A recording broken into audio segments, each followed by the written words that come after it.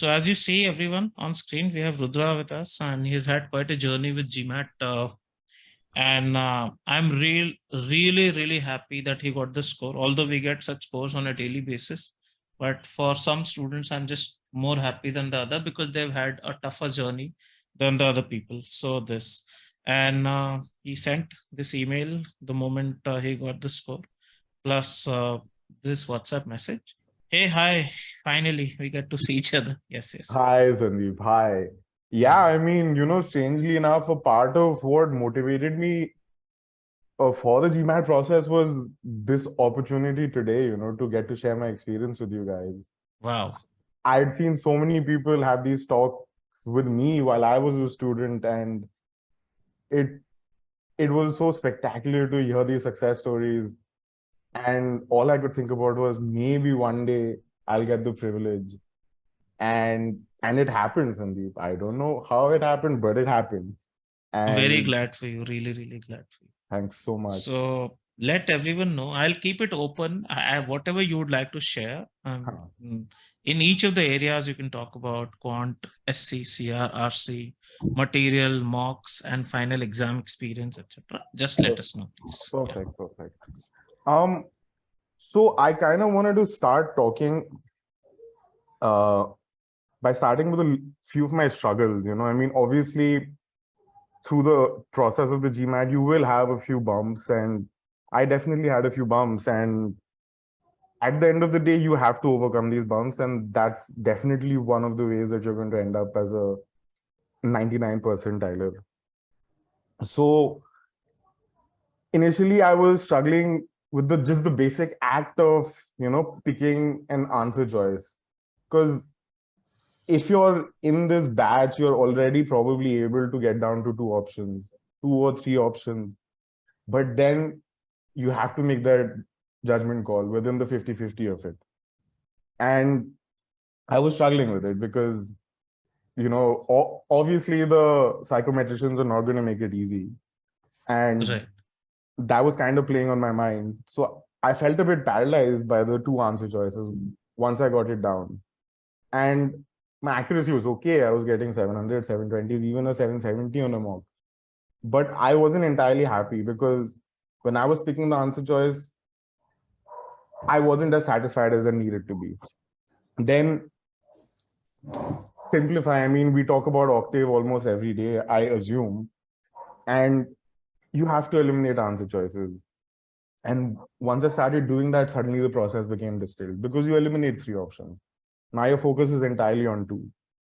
So once your focus is down to two, then the next step was picking one out of the two, 50-50 chance. Not technically, but a 50-50 chance. And so I then learned the skill of verifying with the content given, verifying with the information given, and staying within the scope of the argument. And as soon as I was able to internalize that, I was able to move on. Then with sentence correction, the tougher questions where they test like 2, 3, 4 things at a time, I couldn't keep track of all the moving parts. I wasn't sure, should I start on the first bit? Should I start on the second bit? Should I start on the one I'm most comfortable with? So there was a little bit of dissonance and my brain was jumping all over the place. And that was definitely not ideal because it's just, sucking away your time. Right. So it's very important to kind of develop your own comfort level with the process. I mean, obviously, Sandeep's process is completely flawless. But once you've developed a comfort with it, figure out that method and stick to it. But do not let the exam disrupt your process, because that's essentially what it's designed to do. It's testing you under pressure, and it will try to disrupt your process. It will not make it ideal. Right. Don't let your brain run around the options. Stick to a process, be methodical and calm. Okay, just to elaborate on that, because it may not be very clear to everyone, what happened probably, let's say you're left with two options. And in his case, what would happen is he did not have a very sound basis when it came to pure logic and verify. But when I said only verify and don't think too much on the verification, it was difficult for him to imbibe that how can I just verify? Eventually, when he got around to that idea that, okay, I can just verify and that's it. I don't have to dismantle each option to my understanding level and then only mark. So that's what he meant. That trust the process of verifying, and that's it. You really do not have to, let's say, understand word for word everything. If something is wrong, as per the passage, as per a CRP, it's just plain wrong because it is not supported by the information. It takes a while for some people to get around to that idea, and probably he struggled a lot more than some of us, because we'll say that okay, it's not given, it's out, but it does happen. So this is what you meant, right? Yeah, exactly. All right. Totally. Then conditional questions again for a similar reason felt a lot more challenging to me.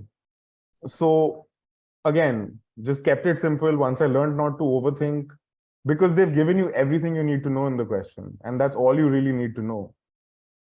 So once you have it, just break it down and good to go. Once I knew that, conditionals were not a problem at all. And plus, the top conditional materials are truly, truly remarkable. There does not exist any material like that in the test taking sphere. So use it, understand it. And from my understanding of my personal testing experience, the conditionals are getting more frequent. That's something that we've been hearing as well. Yeah, I got 4 questions. Okay, that's quite a lot actually. Yeah, which was very unusual. Right. Talk about each of the areas, like how did you finally nail the RC thing that you finally were able to choose one answer? Similarly in CR and SC also, what was it that finally made you choose that answer correct? And quant experience as well of studying. Perfect. So for quant, throughout the whole process, my accuracy was very up and down. Like I could get a 50 on one day, 51 on one day, and then I'd be down to 47 suddenly. And so it was very disparate, and it was not something that was ideal for someone trying to take his attempt. So I realized I was overthinking the problems. I realized that a question, if you know, you can do it. If you're prepared, you know the content. So just be calm and keep moving. What I realized is I don't have time to second guess myself. The exam does not give you that much time also, unless you're superb, of course, unless you're a genius. The exam doesn't give you time to second guess yourself. So once you know, you do the question and you move on. Before the exam, the night before and a few days before that, whenever my parents asked me how you were doing, all I kept telling them was monkey see, monkey do. Monkey see, monkey do. It was a bit bizarre, but I just told myself that monkey see and monkey do. I kept it simple. I saw the problem and I did the problem. And this approach alleviated some of my exam taking related anxieties as well, because what happens before, what happens after does not matter. You have a question, you do the question, and then you move on. Obviously, keep an eye on the clock, but the question on your screen is your only challenge for the next 2 minutes or 1.5 minutes. So just to elaborate on that aspect, many people really tell me, so even if you say that how does someone score a 780 or even an 800, all you have to do is that one question you have to get right, and then the next question you have to get right, and the next question you have to get right for all the 36 or 31 questions. So at that moment, when you're really keeping an eye on just one question and not overthinking, yes, as he said, you have to manage your time, but it is about hitting that one question and then the next question and the next question till the 36th, like that. So yeah, please continue. And if you do your practice, if you do all the mocks and everything that Sandeep gives you, you should be in that sweet spot where you shouldn't have to even worry about time. It's just about executing them. You see the question and you do the question. So now let's talk a little bit more about my issues with the specific section. In reading comprehension, from the first time I picked up reading comprehension and when Sandeep introduced the idea of OCTAAVE, I quickly realized that that's all you really need to know. And I didn't have too much issue with reading comprehension throughout my process, but to the level of comfort that I wanted to get to, I had to do some work. And it all just came down to verify. You have to verify because, again, like I said, everything you need to know is given in the passage. The answers are all in the passage unless it's an if true question. So it's just a question of finding that place. It's just find the place and you're done. You have your answer. And so for me at least, I built my entire verbal process around verifying. because it's possible to verify. Once you do enough questions, you'll be able to find the place to verify from. Right. And the GMAT has to have a base logic for each question, and a reasonable base logic, because otherwise they'll have 250,000 applicants and GMAT nerds on their head. Right. So So what he's saying is that a question has to have a clear-cut single answer. No matter how many people argue, no matter what happens, eventually the answer is the right answer. And that's why we say don't argue with the official answers, because they've been thought through quite a lot before they're put into the question, or let's say the exam. Yeah, please go ahead. yeah. So another thing was, I learned to pay attention to the adjectives and the verbs as well that the author was using. That was just something that came to me, and that also gave me a second indication of tone as well, besides the contradiction points and besides the conclusions. If the author's using, colorful adjectives or like strongly worded adjectives, then you get a sense that the author probably has an opinion, especially with implicit opinions. I found that quite useful. Right. Then just a very specific question type that I struggled with, and honestly, I finally managed to get a handle on it, but it was the application, match the pattern. What could the conclusion be? Here, there's a slight, you have to take a little bit of a leap now. Now it's not completely there in the passage sometimes. So I struggled with it because it was a little bit more abstract. But again, it came down to octave. You have to find a flagpole to make your stand on in such questions, and that is completely dictated by octave, completely dictated by the paragraph and by the wording choices given to us already.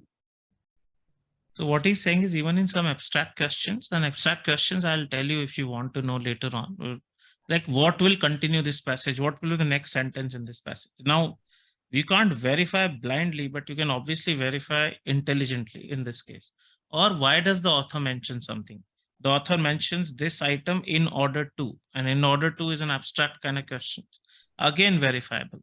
So that's what he means. And anyway, it all comes down to verifying itself and basic understanding. How about your CR experience? Tell me. Overall critical reasoning. CR, honestly, I enjoyed probably the most, but eventually I probably wasn't as successful as I would have liked to have been. But again, the hump that I got over, it came through understanding that you have to stick to the scope of the argument. And because CR is considerably smaller than RC, the word choices are even more important to me at that point. Like when the author in his conclusion is using certain words or certain words to say certain things, I was missing them sometimes in the rush of trying to do the question. Everyone faces that problem. Just one word sometimes can mean everything in a CR passage. Absolutely. And we tend to miss while reading that. So yes, true happens. And that also tends to happen in slightly tougher questions where they wouldn't want to base the whole correct option on a generic part of the passage, but just a little tweak or a little word here and there. Right. So I realized that once we've identified the premise and the conclusion, pay attention to the author's intention. Why has he written things that way? Like why has he picked this weird word there? Right. I mean, that obviously comes down to once you narrowed it down to two options and you're struggling. If you're not struggling, fantastic, amazing. But okay. Yeah, really right. I mean, the kind of approach that you're suggesting, it comes when somebody has practiced a lot and but is still struggling. So I guess that. How about sentence correction? Exactly what were your challenges and how did you overcome those? So I already spoke a little bit about how my brain was struggling to process the various components in tough questions. In like single concept questions, it was relatively easy. But in questions that were testing 2, 3, 4 moving parts, maybe like a modifier and the verb tense and the meaning on top of that, with a little bit of punctuation added in for good measure. So in those parts, I was struggling to know where to start because different options were testing different things sometimes. So, and Sandeep kept repeating throughout the process that once you're at a 700 plus level, you will get questions that come down to meaning clarity. And it took my thick head a while to absorb this. And just a weird breakthrough I had is that I realized that I'd never read the official guide. So I read it and I saw a few answer explanations, and they all seemed to harp on about effectiveness of the sentence. And Right. that's exactly what Sandeep means when he says meaning clarity. And that's when I realized that that is what I needed to do. And so my advice to you on this front would be, don't waste time being stubborn like me. Absorb and move on. And so but it's also important to understand the parameters within which you have to pick your answers. So Right. learning the rules is very important. All the theory that he wants you to do, you have to do. Because once you know the parameters you're playing in, then only can you play. Otherwise, you're always a step behind. Right. Right. So What for way? tough, Yeah. Yeah. Go ahead. Go ahead. Sorry, sir. Go ahead. so for tough questions, it will usually come down to the most effective sentence. And both options will most likely be grammatically correct. So you might not be able to find a grammatical error to eliminate on. Might not. Yeah. Yeah. But the way I overcame that is again something I picked up from the OG guide was that would you be likely to see this in a real world piece of writing? Like, Yeah. would some author actually pass this off as a professional author? And more often than not, I said no. No way is this guy writing this if someone's paying him money. And Right. that basically just comes down to effectiveness Mm-hmm. and meaning clarity. Right. Right. Right. Any struggle you had with any quant topics or quant in general? What was that struggle? Let me know. Yeah, quant, I mean, I remember telling you this You're during one from of a my questions. biology background also. Let everyone know getting a Yeah, 50 is possible for yeah, somebody from biology and culinary science background. So yeah. just that as well. Yeah. Yeah, I hadn't done quant I mean, math since high school. And so when I started doing inequalities and mods, I was telling Sandeep that some of these questions, some of the tougher questions seem like an alien language to me. But in the end, it just came down to familiarity. The more I followed the process with Sandeep, the more I did the classes, the more I did the work, Mm. I just became more comfortable with it. And Right. the key here is that you have to kind of go down to the bones of the topic. Like if you don't understand how mods open or what under root x square actually entails, then you may do really well. You might even get a Q51, but there will be a level of discomfort. Like if Right. someone threw a twist, then you're unlikely to be able to adapt. So what it basically means is always get that root, the root as in the base, very, very clear. When I say the word depth, I actually mean that. Again and again, I use the word depth that you really need to understand. I never tell only a shortcut in any question. For example, I mean, there's always a logic, there's always something underlying. And if you want to be very comfortable solving anything, then you have to get the base right, that foundation absolutely right. Totally correct. I would agree with this as well. How about the prep material and then your mocks and then the real exam experience? Just let us know. I mean, the prep material is outstanding. I mean, there's so much material that by the time you make even half a run through, you've already forgotten what half of the stuff that you did. Like the questions are all new again. Yeah. So totally okay to practice again and again if you need to. Because what I realized during the process was that Sandeep does not pick a single question without thinking it through. Like he has a specific intention for picking each question. Right. Right. So you have to treat it like that. And you have to understand, what am I meant to learn from this question? What can I learn from this question? And once you do and you're uncomfortable, say you're uncomfortable, say you don't understand it, make a note of it. Make sure that you remember that I am uncomfortable here. Don't just move past because you are. Come Right. back to it. Ask Sandeep about it. Figure out why you're uncomfortable. And the quicker you do this, the quicker you get closer. Right. Right. As soon as you're done with, you know, figuring out these bumps, you're ready. You're good to go. What And about mocks also? Please, could you just entail that as well in this discussion? yeah. I mean, at the end of the day, the MBA.com mock is going to be the most realistic. because that actually has an algorithm. Most of the other general company mocks are just questions that are arranged like a mock. And even then, if there is an algorithm, it's quite useless. But the mocks with top are super challenging. There's no doubt about it. Once you do take them, you will realize that they're super challenging. But if you can keep your composure through those, there's no denying that you'll be able to keep your composure on the exam. So again, this exam is realistically all about executive decision making under pressure. I mean, that's what they say, and that's weirdly enough, I kind of fell in with the company line later on. But Right. that is what it's testing. So if you're comfortable in that high pressure situation with those tough questions and those paragraphs, then you're good to go. Don't waste any more time. Get in your mock and get on the other side of the finishing line. And another thing that I wanted to say about the quant aspect was that the more time I spent with the content, the more I began to understand the kind of traps GMAT likes to set, the concepts that they test, and how limited they are by the syllabus they've defined, and then the patterns the GMAT uses for its questions. And once you know these, then most questions can't faze you. Even the variations can't faze you.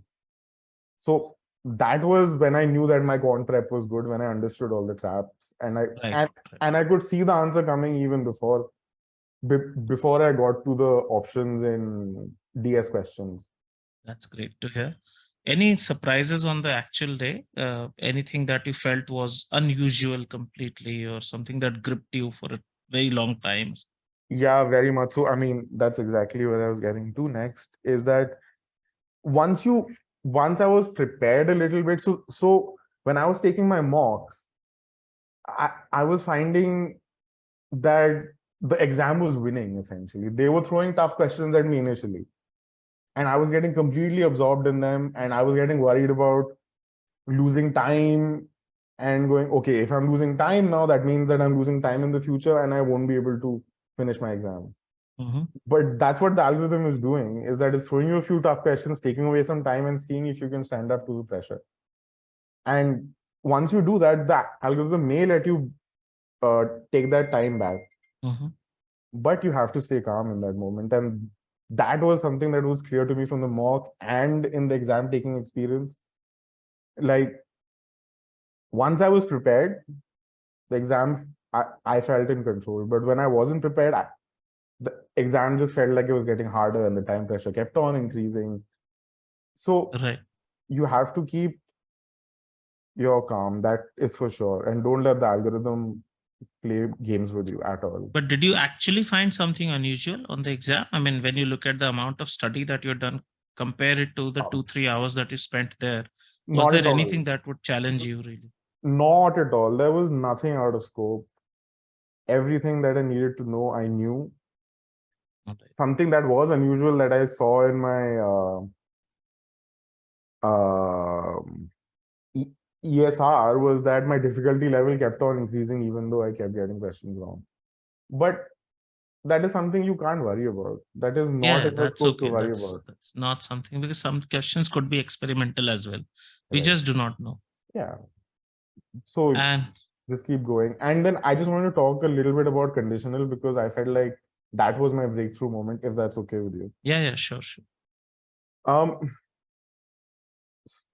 So no other GMAT prep company that I know addresses conditional reasoning.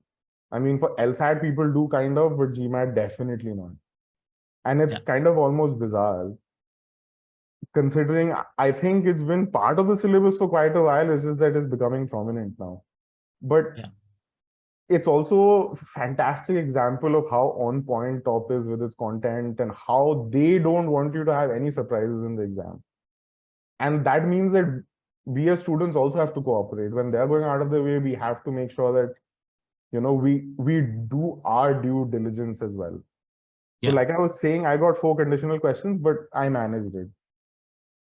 But once I cracked conditional, it unlocked something in my brain that I carried into all of CR and all of RC as well, which was that this may not be the case for most, but I started seeing all GMAT questions like conditional, which was Yeah. that the word choices that the GMAT makes, it's limited itself now with those wordings. True, true, So, true. so now once you've established your premise and your conclusion, now you have a causal linkage because you know the way the author wants to weave his argument. Now You're you very just, right. I mean, actually, everything can be boiled, can really, really fit into that sort of a formula now. Yeah. right, right, and that's what clicked into my brain. You know, even a little bit for sentence correction as well. Mm-hmm. And now you have all this information. Now you have the premise and the conclusion. There's an assumption in between that I don't know if the class has covered ACT yet. Yeah, yeah. So uh, and you have the assumption in between. So essentially, you have like a causal linkage, and whatever answer you're going to have to pick has to come from these three facts. Has Right. to, and that is the same with conditional. That is the That's a same with huge PI. breakthrough, by the way. Yeah. Honestly.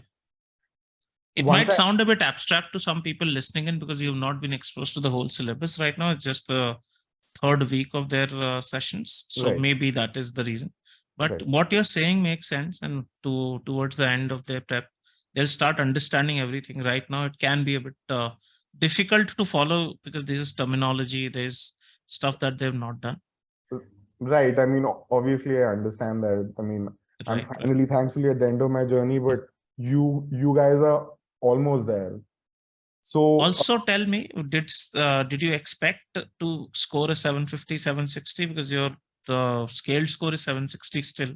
But yeah, did you expect, or were you a bit surprised on the exam day? I, I mean, my internal instinct was that it went better than I thought it would, Mhm. but I wasn't expecting anything because I have been surprised multiple times in mocks. But Yeah, I yeah. knew my preparation was right. I Mhm. knew that my process was right in the exam finally. Mm. And like I said, I genuinely managed to implement the see Mm. question, do question Right, right, thing. And when I did it, I also found that it took less of a toll on my stamina as well. right, right. So it allowed me to be more fresh towards the latter end of the exam as well. And what kept your momentum going? You also talked about know the world videos and so on. So what kept that complete momentum going? Because it's difficult for people. There are lows and highs, and again highs and lows. So what kept you going? Please tell. For sure. I mean, first and foremost, um, when I joined the class, it I realized that you didn't just teach the topic, you cared about our motivation, what we wanted out of life with know the world and all these things. And that's so unusual and so amazing that I made sure that every moment that I was in the class, I found a way to get the most of it. I used to ask far too many questions maybe at some point, but I didn't want to waste a single second that I had with Sandeep in the class because we were doing amazing content stuff as well. But then there were opportunities to ask him about how can I improve my prep? How can I improve my process? Why am I getting this wrong? What could I have done differently? And he always has an answer for you, always has time for you. I mean, you used to explain questions to people like four different ways. And Yeah, and even though the post class session ran on 15, 20, 30 minutes also, you'd still wait there. And then finally, even if then they didn't understand, you'd say, email me, I will explain it to you. And who does that in today's world? I mean, so you were going above and beyond. And for me, it was a question of if they're doing so much hard work, how dare I not do my diligence for my own life? that's very well said, Rudraneel, because this is something that we obviously try to do the same day in and day out. But if we can Right. take that message and meaning out of what we do, I think you will definitely do better for your own self more than anything else. Yes. Great, great to hear. And really, we had a conversation after your score, and I mean, all the way best. Then, if you're applying, then definitely you have a profile, you have a story to talk about. You have a very, very different take on life and life itself. I mean, the number of things that you've done and so on. So it will weave like a great story. And do keep in touch. Let's really continue the conversation whenever possible. Right. Absolutely, Sandeep. Thank Right. you so much. Thank you. Best of luck, guys. I am sure you can do it. All the best. Right. Bye-bye. Bye. Bye.